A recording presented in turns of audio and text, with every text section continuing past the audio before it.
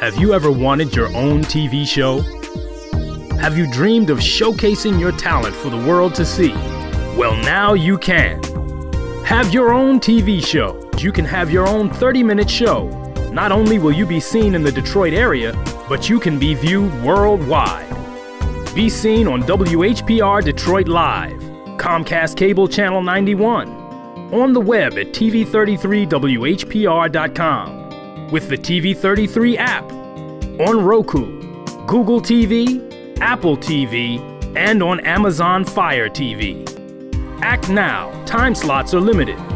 Sign up today and get a free replay with the purchase of your time slot. For more information, call 313-868-6612. Visit our studios and receive a free TV interview to promote your business, church, or organization by appointment only.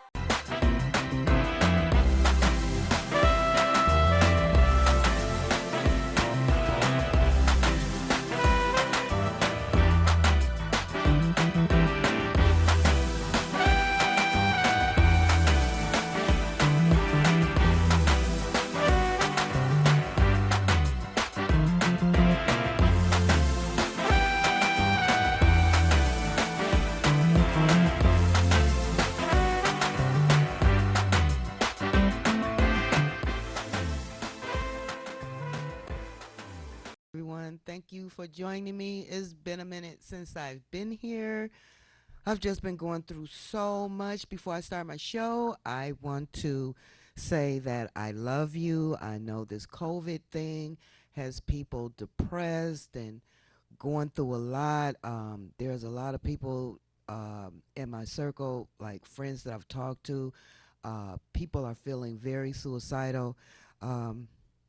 And I just want to take this minute to talk to you about some of the things that I've been going through and to let you know that it's all right, to feel the way that you feel, when certain things come, like losing your job or, feeling like you're all alone, or you may feel like you're in the home, you feel like you're locked in, you feel like you can't go nowhere.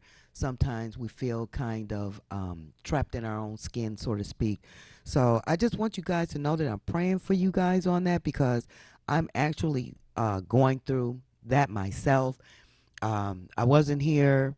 I've been on a hiatus. Like I told you before, I suffer from post-traumatic stress disorder. So, I just been going through a lot, and I just want to share some of the things that I'm going through. And I actually want you to know that no matter what you're going through, you can get through it. You just got to be strong. Just because you see a person crying don't mean they're weak. And trust me, I've been doing a lot of crying. If you want to know the truth about it, I really feel like crying right now because my anxiety level is so high right now. But I'm going to soldier through. Now, I was telling you guys, all this was like last year. I've been trying to get my unemployment. I'm still trying to get it. Now, I was telling you about a lady by the name of Karen Whitsett. She's a politician and everything. And I had reached out to her, for help, as well as I think it was Senator Lucido, and they played me really bad too. But I want to read this letter from Miss Karen Whitsett. Now, this was dated September the 17th, 2020. So she's saying, "Thank you for contacting my office regarding your unemployment benefits. I realize this is a significant hardship for you." Really? "And I wanted to take a moment to relay where we are in the process of resolving your concerns and hopefully alleviate some stress. Without a doubt, it can be difficult, blah, blah, blah, blah, blah, blah." So it says the necessary paperwork for your unemployment benefits have been submitted to the unemployment office on your behalf. So basically, she let me know that she sent some papers when I called. Nobody sent anything. And I'm saying that to say this: dirty, scamming, weak politicians, and this is just my opinion, and I'm entitled to my opinion. Like Karen Witt said, they're not here trying to help you. Now, if it had been somebody in her family, or maybe a friend or somebody that she knows, she probably would have done it, and it probably would have went through. I'm still waiting. And Karen Witt said, "You're not a good politician. And for you to sit up and lie to your constituents the way you have is just terrible. You give me this raggedy note, tell me that it's going to be resolved. You're resolving the matter. You're sending papers on my behalf, and you just outright lied. And that's terrible that we put these people in office and they lie to us like that. So I'm putting you on notice, Ms. Whitsett, to let you know that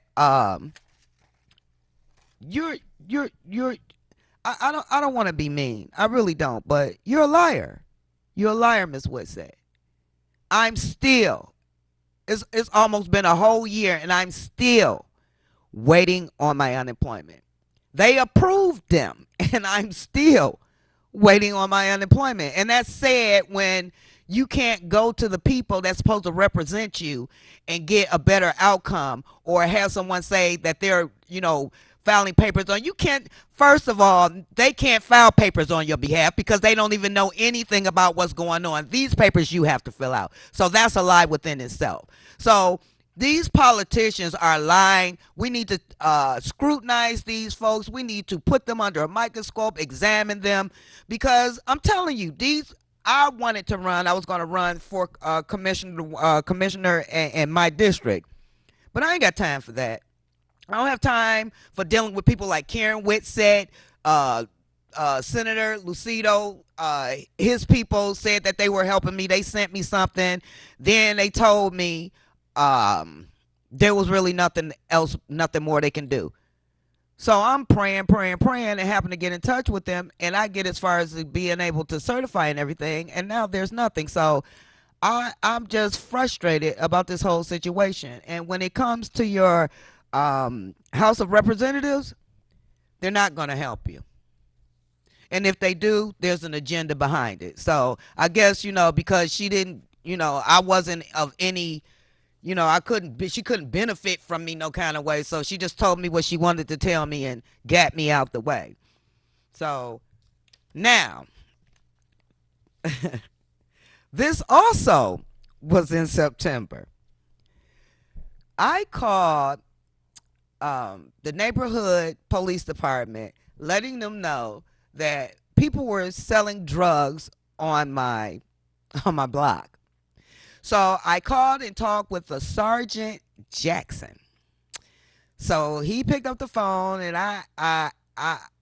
he asked me what was going on, and I was telling him about, I just seen a drug transaction, and I was trying to give him my address and everything, and he just got all belligerent with me, and I'm like, well, what's the matter with you? I'm just trying to tell you what's going on. So I was like, yes, sir. It isn't, sir. It's Sergeant Jackson. I mean, this guy is a goofball. So this was in September.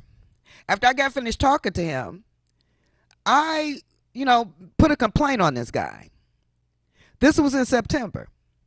Okay, they're saying, this is to me, the citizen, the investigative staff of the Board of Police Commissioners for the Office of the Chief Investigator is responsible for investigating complaints against the Detroit Police Department. In order to conduct the thorough investigations, complaints are evaluated to ensure whether the actions of and views of the complainant were captured correctly in the initial report. Investigators gather evidence and conduct interviews of everyone involved in the case. Now, mind you, this was September the 14th of 2020. This is still going on. Now, I called Miss Jones. She's supposed to be the investigating officer. And I called her, I believe it was in December. No, I called her. I got the letter in September. I called in October. I turned around and called again in November, and I called in December. I got a phone call from Officer Jones, or Investigator Jones, saying that they were doing the investigation. They're going to have him come in, and they're getting ready to interview him, and they'll let me know something by January. Now, I said, you know what? I'm going to wait and see just how long it takes for them to get back in touch with me. They never did.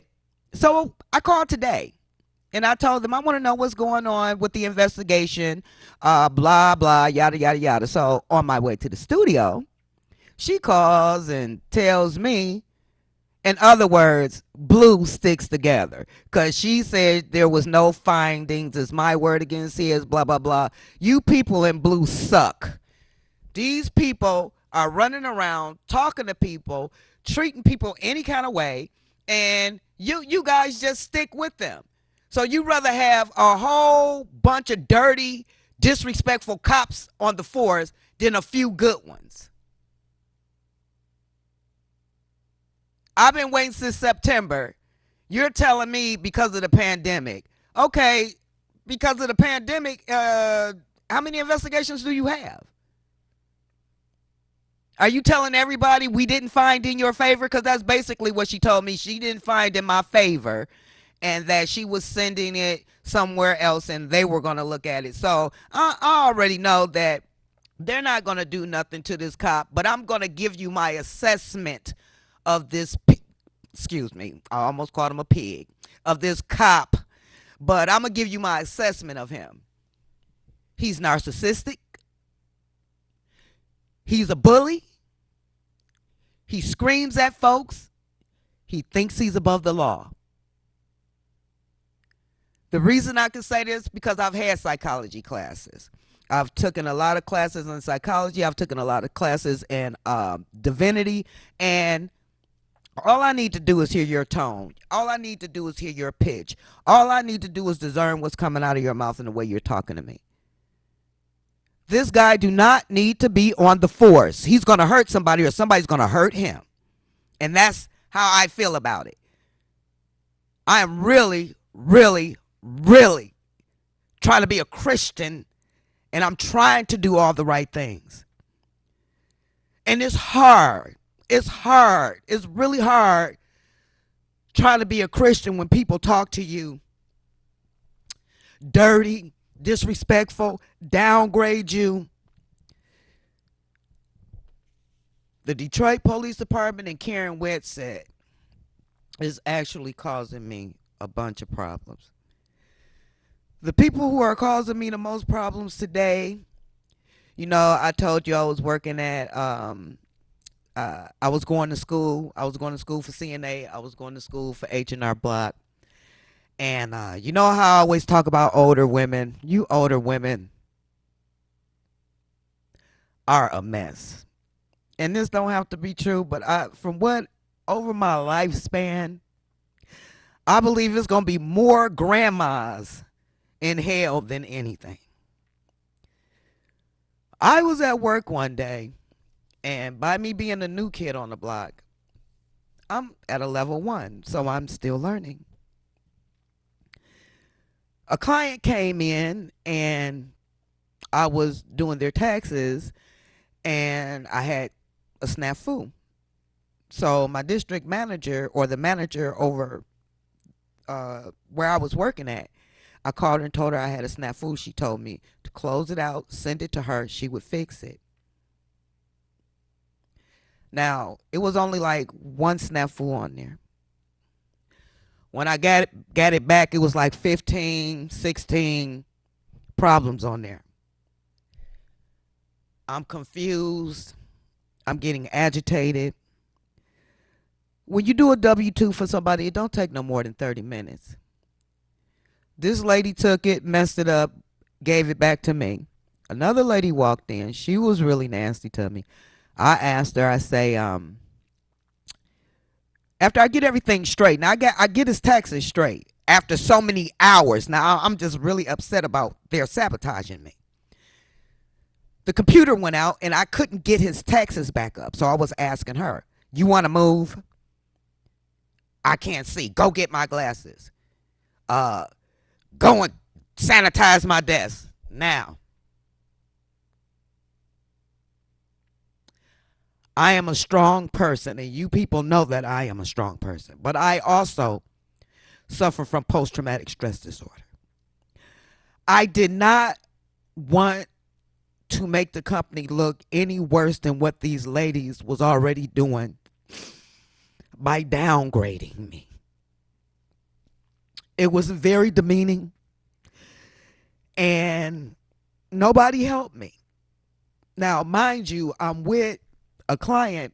They wait over an hour to tell me I have another client in the office and they're downgrading me. They're making me look bad. The clients are in there. So these people have traumatized me beyond belief. Now, when you go to these places, like we got to look at videos and stuff, and they have diversity. They're talking about sexism in the workplace, and how you're not supposed to be downgrading anybody. Or I was in a really bad place, y'all. I still had maybe about 40 minutes left. After the clients left, I told them I can't take it. I just walked out. You old women, you talk to folks like y'all think that you own everything and everybody. Now, don't get me wrong. I respect that job. If I didn't, I'm going to tell you what was going through my mind. I wanted to pick up that keyboard and slap her across the head so many times. Anybody who have seen State Property and they tell Beans, do you know somebody named Dane, and you see how crazy he went? That's how I felt. I'm letting you guys know. When people treat you like this on the job, you don't have to take it. You stand up for yourself. If there's people trying to get you to change your story, or if there's people acting like they don't believe you, it doesn't matter. I don't know what's going on with you old ladies. You don't have a voice at home, so you feel like you can come to your job and downgrade folks and talk to folks like they dogs. Trust me. There's going to come a time when that same thing is going to happen to people who do that. My nerves are shot from dealing with H&R Block. They treated me so bad. I cannot tell you the pain, the emotional trauma that these people took me through. That's why I wasn't here. And I'm still going through something, as you can see. I want you guys to pray for me. I want to be able to bring heartfelt news. I want to be able to bring things to you that I know it's not right. Things that we should talk about, like our police department, like our politicians, how they set up, okay, you supposed to sit up and tell them, okay, I want to make a complaint. But once you make a complaint, everybody want to cover everything up and say, well, and now this is what Officer Jones told me from the police department. Well, I don't believe he did anything wrong. It's only your word against his. I didn't ask her this, but aren't those calls taped as soon as they pick up?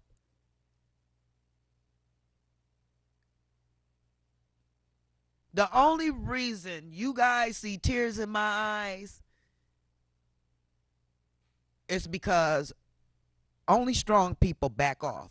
Even if they gotta cry, only strong people back off. And I'm letting you young folks know, I know that you probably got some nasty bosses. And I know that they try to put you in a trick bag. If they don't like you, they try to fire you, or try to get you fired, or try to get you to walk off the job. You stand up for what you believe in. Because these big corporations, they don't care about you. They care about how much money is being made for that company. They don't care about your mental capacity. They don't care that somebody else is bullying you. And a lot of these jobs, they don't care. And I'm telling you that if somebody is on your job bullying you, you make a complaint. You don't let nobody scare you and you walk away and the same old thing is going on. Without your voice, things will not change. So I made a complaint, and I'm going to go further than that. I'm just tired. I feel like I'm in a season where people are just saying whatever they want to say to me and just walking off, and it doesn't matter. And I'm quite sure there's people like you out there. People do the same thing to you. And this is my motto for the show. I'm going to call it like I see it. But when you're in a place of employment like I was, I respect myself and I'm going to always respect the employment. But if I ever see these old women outside of H&R Block, I'm definitely going to give them a piece of my mind. Because you are lonely, bitter, nasty, trifling, evil women down there in Highland Park at the H&R Block.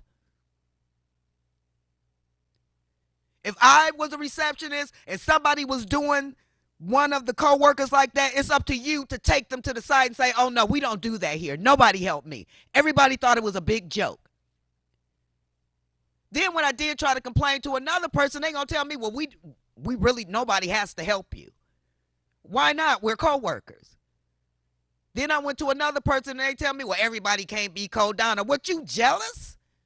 It's basically, in my eyes, that's all it's about, jealousy. Nobody said be co-Donna. I said be a co-worker.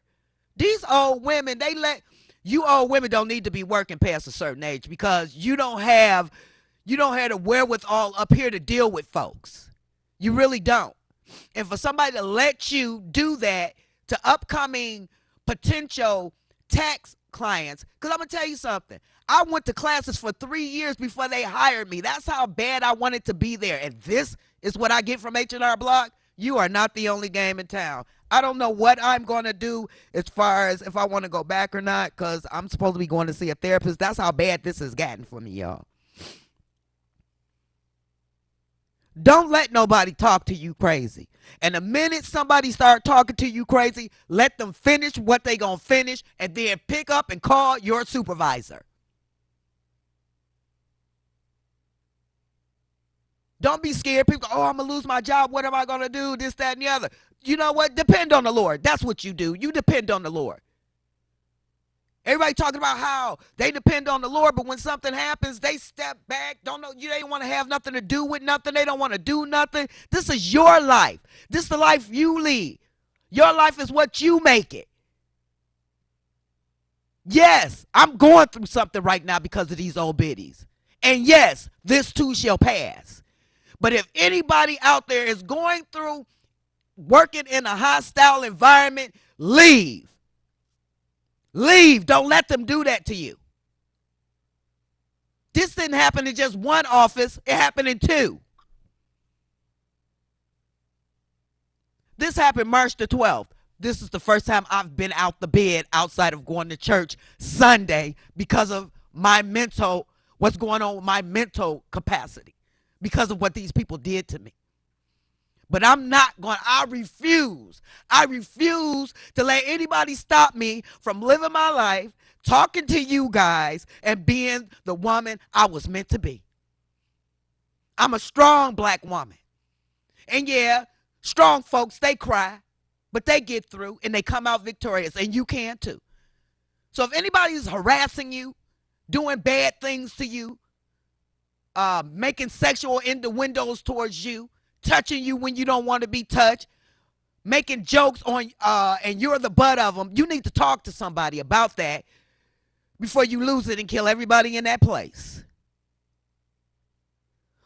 Since February the 12th, I've contemplated suicide. That's how bad this had got for me. I contemplated suicide because of this. I went to sleep. I woke up. I prayed, and the Lord said, it's time to get up, my child. So I got up. Not only that, I had a bad sore throat, a cold. I got stuck in the snow, and this was the last day I worked, and I get to work and have to hear all of this. Split my skirt, all kinds of stuff. I'm like, Lord, give me a break. I know there's a lot of people going through it out there, but you can make it. Hold on. Hold on. It's coming for you. Comfort is coming for you. Peace, tranquility, serenity is coming for you. If I did not love God and trust in Him as much as I do, Trust me, them women wouldn't be here today. Because he said he'll fight my battles and vengeance is his. And they're blessed because of what I listen to and because of the standards I put on my life. We got to have a standard. All this fighting and fussing and people killing each other, especially our own folks killing each other, and Black Lives Matter running around talking about the police killing black folks. We black folks killing black folks. I'm so sick of you folks. What is wrong? Why can't we get on the same page? Black brothers, black sisters, why are you killing your black brothers and sisters? Why are we doing this? It's so sad. It is so sad that we have to live like this. We shouldn't be killing each other. You got homosexuals talking about Black Lives Matter, black homosexuals matter, black transgenders matter. Black lives matter, period. But not if we're killing each other. Why would anybody else care about what's going on with us when we're just killing each other off? I'm praying for us. I'm praying for us so hard. Please, please, love your people. You don't know how long none of us got to be here. And it don't got anything to do with COVID, because COVID ain't nothing but the flu. They talk about get these shots. That shot has DNA in it that will change your DNA. If people don't want to wear a mask, okay, that's on you. Ain't nobody killing nobody but the government. I'm tired of people talking about, well, people ain't wearing no masks, they killing us. Don't you got faith in the Lord? Don't you know that God will protect you? I'm not getting that shot. Nobody's going to shoot me with that. I have faith that God will sustain me.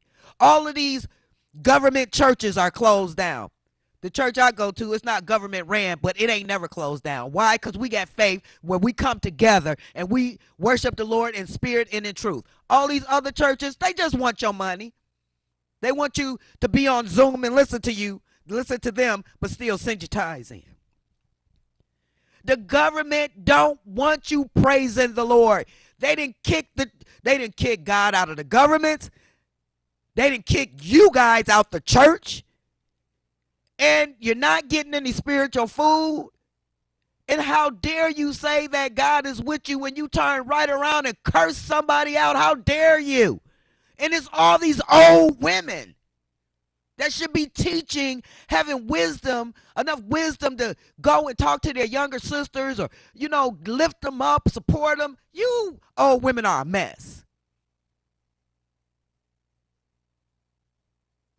Then the pastors, well, we just got to keep the faith. You don't have no faith because your church is closed. The government is running most of these churches. I believe 95% of these churches that the government is running, the government has closed them. People are backsliding. They're falling away. Some of these older folks, the real nice ones, their mental capacity is diminishing because they're not going out the house. They're not moving around. Sundays and some Wednesdays is the only time they really ever get a chance to go out. And if they do, it's to the church. Now they're trying to pull God out of everything, even the church now. The Bible says, forsake not to assemble yourselves. That's where the strength of the saints come from. Praying together, fellowshipping together. Before the churches was closed, you was just a mean snake. Now you just a full-fledged evil devil because you definitely ain't getting no word in you. And some of the churches that's reading out the Bible, they're reading the same scriptures over and over to you. They preaching, naming and claiming. God ain't never told nobody to name and claim nothing. All this stuff is like man-made. They're pulling you away from what really matters. People like Karen Wetz said, police department, and I'm talking about evil folks. They may not get it now, but they have to stand before the judgment of God. A lot of us think we're saved and you can't tell us anything. But my time is up. I love you guys so much. Thank you for listening to me rant. It did make me feel a lot better. Just believe that tears are not weak and stand up for yourself. So until next time, stay strong and be strong.